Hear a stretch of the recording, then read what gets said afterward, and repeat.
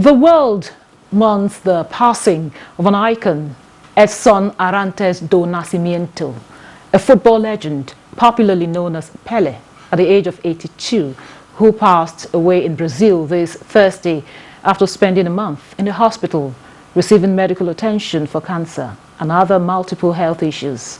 No doubt, he was one of the best players in the history of football.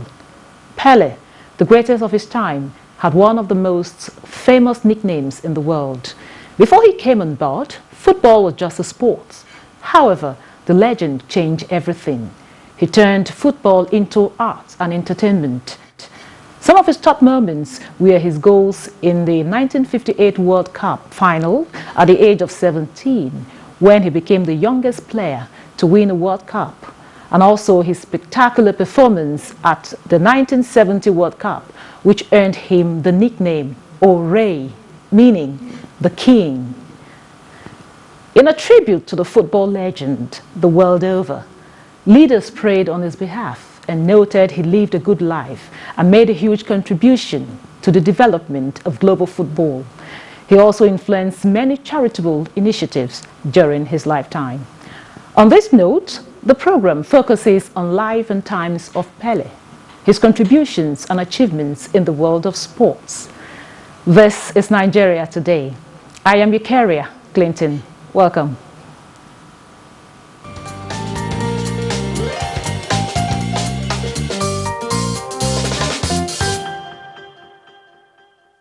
Joining me via Zoom is a sports analyst and our former general manager, NTU Sports, Malam Abdurrahman Mohammed. Glad to have you join us. Thank you very much for having me. It's good to be on set one more time. Okay. So we're still expecting another guest that will be joining us virtually also, Dr. Michael Enahoro. Well, I'll start with you, Malam Abdul.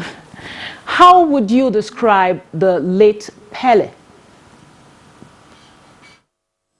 Well, describing the late Pelé in one short sentence would not do, because he was several things to so many people. But globally, I think there is an acknowledgement that he was the king of football. He was the master of the artist of football. He was the greatest of all the great footballers that abound. He was a man of peace. He was a family man. He was someone who abhorred cheating, abhorred corruption. And indeed, his Twitter handle read, after his death, that is, that he was a man full of inspiration and love. That is, in as few words as possible, what Pelé is. And this can be broken down into so many facets. I think that would suffice for now. Okay. I'm glad I heard you call him Pelé, but I was always calling him Pelé. It's good to hear the Pelé. Okay. How much, you've said a lot about him, about how he's a family man and abhorred corruption. Now, how much of him has inspired football in Brazil as well as the world? Well, prior to Pelé coming into the world of football, of course, football had existed. In fact, right there in Brazil, in 1952, one of the World Cup finals was held, and the Brazilian national team lost out to, I think, their counterparts from Uruguay, and that became a source of national pain. And that shows you that football had been on. Actually, the first World Cup finals took place in the same Uruguay in 1930.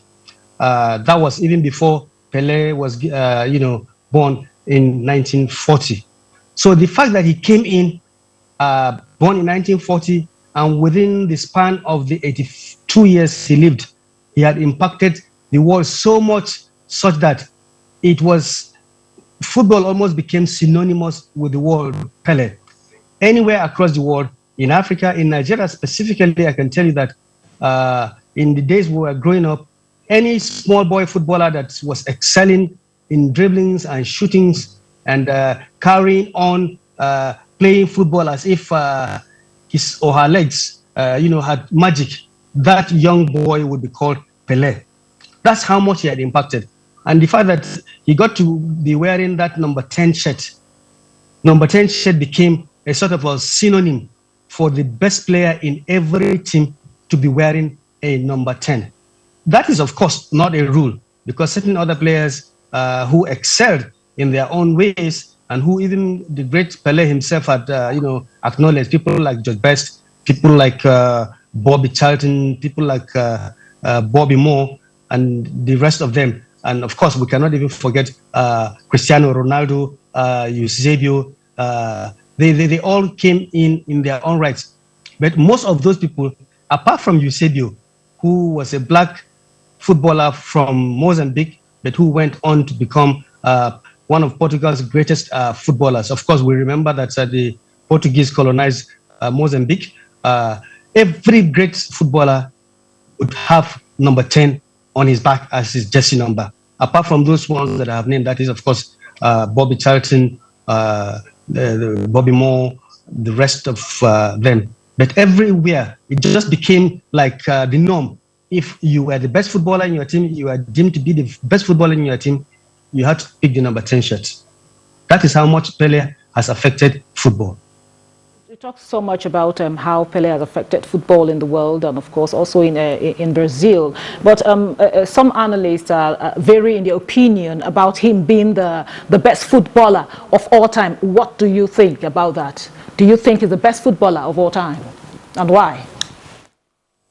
Well, comparing footballers from all manner of generations, different generations, has always been a tough act to follow. So people will just conjecture and say this and this. In Pelé's era, he was perhaps the only star by himself. Others were falling behind him. But in the modern era, you have Cristiano Ronaldo, you have Lionel Messi, and coming right behind them, we have Kylian Mbappe. So you might find it easier making comparisons here. But in the era of Pelé, in the era of Maradona, you can only conjecture putting all these players together. But if you were to set a certain kind of standards, some level of achievements, achieved whatever the era was. For instance, winning the World Cup, that's the pinnacle of success the world over. Winning the World Cup with your country, winning the World Club Football Championship with your club, winning the championship of your continent, be it Europa, be it Africa, or be it CONCACAF, or be it South America, to which Pelé belonged.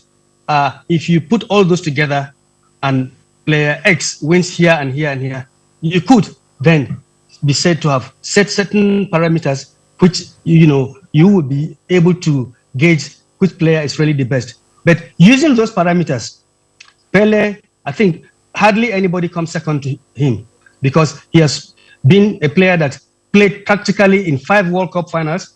In 3 of those World Cup finals, the first one in 1958, he scored 6 goals. His country, Brazil, won. That was their first victory.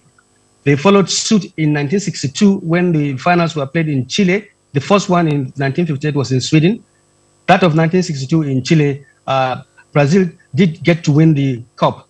Pelé played in the first match, but he was injured subsequently and didn't play much of a part, but he was part of the squad, so he got a winner's medal. Of course, in 1966, Brazil, at that point in time, players were not duly being protected by match officials and the rules. And so Pelé was, and other people like him who had skills, were really dealt with by horrendous tackles and so on and so forth. So he didn't make any headway in 1966. Brazil, of course, didn't also make any headway. They lost out. But they came back in 1970 and won the World Cup. Pelé was 29 at that time, and he was at his supreme best. He was physically very tough. At that point in time, it was said Pelé could run the 100 meters in 10.6 seconds. And that is a tough act to follow. Even world leading sprinters at some point in time found it difficult to run the 100 meters in 10 split seconds. But Pelé was able to achieve that. So he was physically strong and at his prime.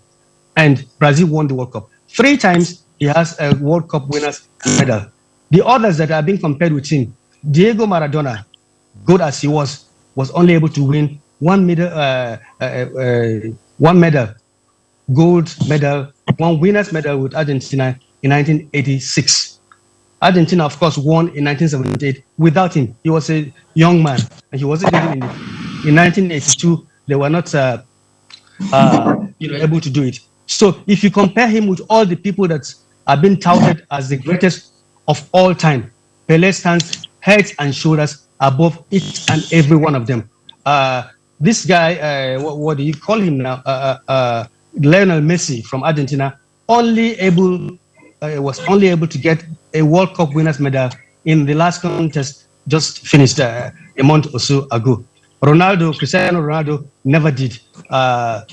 Eusebio never did. So if you set him up on these parameters, certainly nobody comes even a close second to Pelé. So to me, using those parameters, Pelé is the greatest of them all. Okay, you've mentioned a lot of things about Pelé. He became an icon as early as when he was 17 years in 1958. When they won the World Cup against Sweden.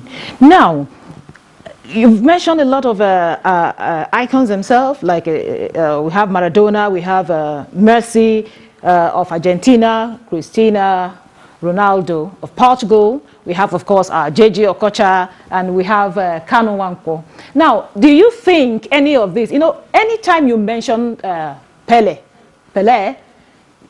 as against all of these other people I've mentioned, the world still stands in awe of him.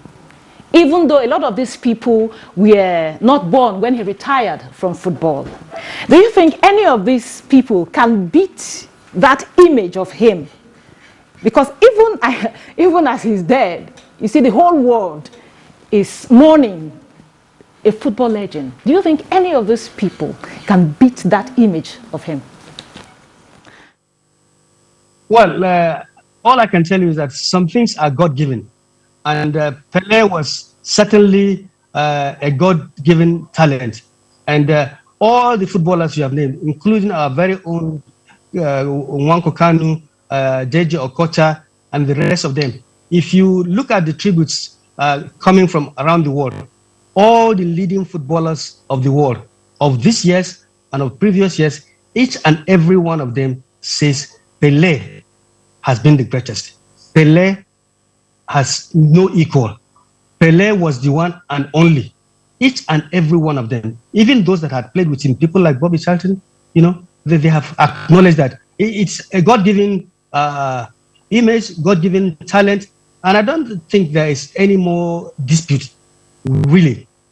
They all acknowledge, they all bow. It's God-given. You cannot argue with a divine gift. Indeed, it's God-given. Now let's take a break to listen to this report put together by Butua Miller on the global icon.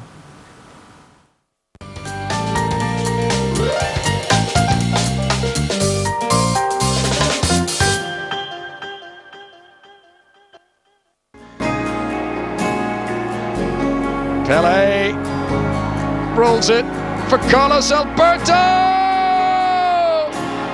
And there it is! Brazil become the first team to ever win the World Cup 3 times.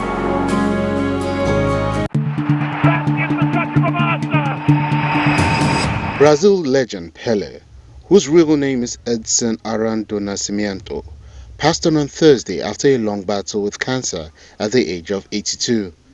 Pelé is widely regarded as the greatest footballer of all time, the iconic sporting figure for a country that regards itself as football's spiritual home.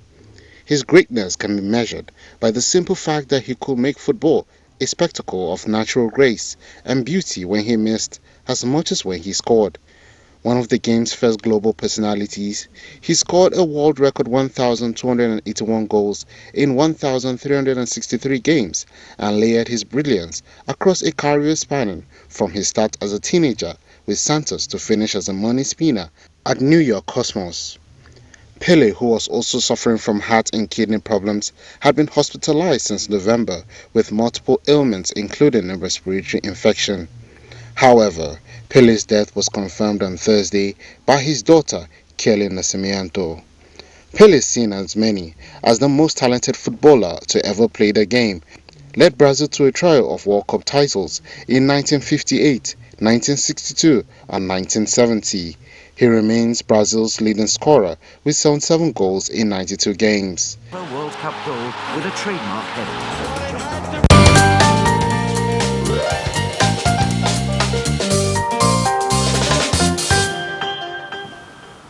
Welcome back. You're watching Nigeria Today, and our topic of discourse is the life and time of the football legend, the late football legend, Pelé. And joining me via Zoom is Dr. Michael Enahoro, a sports analyst. Thank you very much for joining us, sir.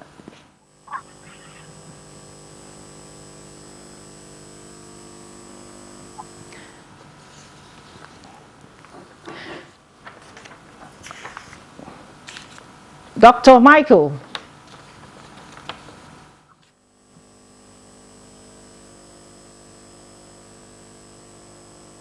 Dr. Michael, can you hear me? Okay, he will, maybe we're sorry that did not go down well. Probably he will join us later. Malam Abdul Rahman. You have talked a lot about the Pelé, like you rightly called his name. And if you remember, he was 17 when he won the first World Cup and became an icon in 1958. And he did not stop there. Neither did it get into his head. He was still on top of his game, even until he retired. Can we still have such players that are determined to make a name for themselves and sustain it in Nigeria? Well, you see, what Pele has exemplified by his conduct, right from his youthful age of 17 when he appeared first at the World Cup, is that consistently he has displayed humility and discipline. Humility and discipline. He was consistently displaying that. All his colleagues would attest to that. All his handlers would attest to that. He never had any disciplinary problems. In fact, even on the pitch of play, the number of times he has had altercations with other players could be counted on one's fingertips. On one occasion, he was so much hacked and been brought down. The referee not saying, and the human being in him, to show that he was a human being, he went for retaliation, and that earned him, some bit of caution. But it's only at such extremes that you would see that he was falling short of the required behavior. But all through, Pelé was a gentleman to the core. So when he needed to train, he trained.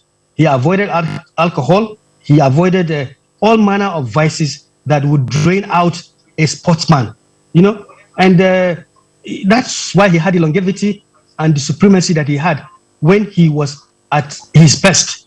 In fact, it's on record that he retired, voluntarily from the Brazilian national team. He didn't wait to be dropped. He retired voluntarily, and that shows you that he left when the ovation was at its highest. These are, factors, humility and discipline, that our own Nigerian players, and generally sportsmen and women need to imbibe. Because if you want to ensure longevity, if you want to ensure high performance, you need to really take care of your body. Pele took care of his body, he took care of his mind, and the result, of course, is what everyone is talking about. Pele is good, Pele has been good, Pele has been the greatest. Yeah, and coming from a humble, you talked about his humility. What enviable characteristic to, just like you rightly said, to imbibe by our young footballers. Now, coming from a humble beginning, from his story, he was from a very poor family that even sold peanuts on the street. From there, he became a world football icon. As against our current day situation where we see youths that are not ready to put in the sweat to get any. They want to get it by hook or crook, you know. So what are the lessons the youth or we can learn from this character of Pelé? Well, the good upbringing that Pelé had and the eventual good character that he displayed, the humility and the discipline that he displayed, are things that, of course, nobody who wants to succeed can do without. So for Nigerian youths, the lesson is very, very clear. But I don't want us to heap the blames on Nigerian youths just in case someone is thinking of doing that, because the people who led Pelé, his club management, you know, his national team management, were absolutely doing their best to, you know, court the talents of a young man, train him, pay him his dues wherever his dues fell, and generally provide all the facilities he needed, he and his colleagues needed. And therefore, the talent could thrive, the talent could be developed. Here, we would have the talent, but somehow, either at the club level management, at the school level management, or even at the national management, people try to cut corners. And that's why I'm sorry to say that our football has, you know, been hit by a series of, you know, backward developments. In the outgoing year, our teams have not, you know, had the requisite level of success that Nigerians need. Some of these things are failing in management, organization, and, you know, so it's a whole gamut of factors that we need to put in place. But first and foremost, the talents need to be identified before it can be nurtured. And in nurturing it, there are certain set standards that must be, you know, upheld. So how would you rate his back to his you know, time? How would you rate his performance as a minister of sports in Brazil? Was he better off as a football legend, or how would you rate it?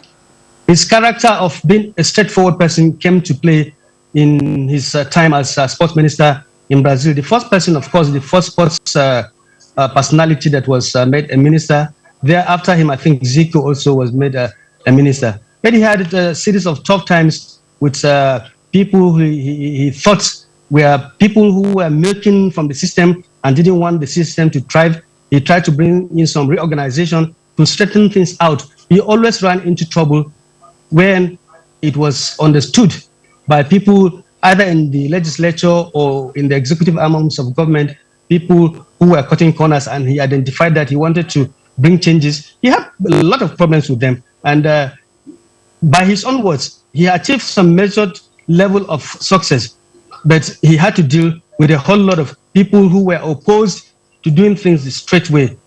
By and large, I think he acknowledges that he tried to save Brazilian football from the grip of a few people who were milking the players and milking the system. And that's why perhaps the Brazilian football is where it is now. Okay. Thank you very much. And also, just like what you said now, it also played off in the FIFA. You know, although he was always carried along by FIFA, he was recognized, but he never took any position. That also tells a lot about his character. Because just like you said, he was a straightforward person that will not give in to corruption.